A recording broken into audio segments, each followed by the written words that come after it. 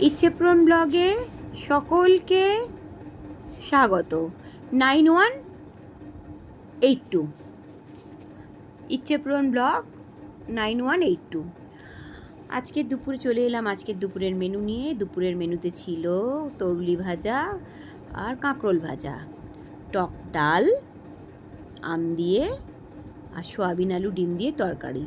তবে সোয়াবিনের তরকারিটা কিন্তু কালকের বাসি তরকারি, মানে কাল রাতের তরকারি, ফ্রিজে রেখে দিয়েছিলাম।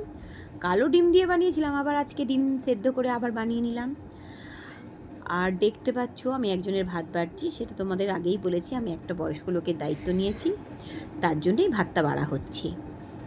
টাটা বন্ধুরা, শুভ দুপুর। আসছি আবার পরের কোনো ভিডিও নিয়ে। টাটা।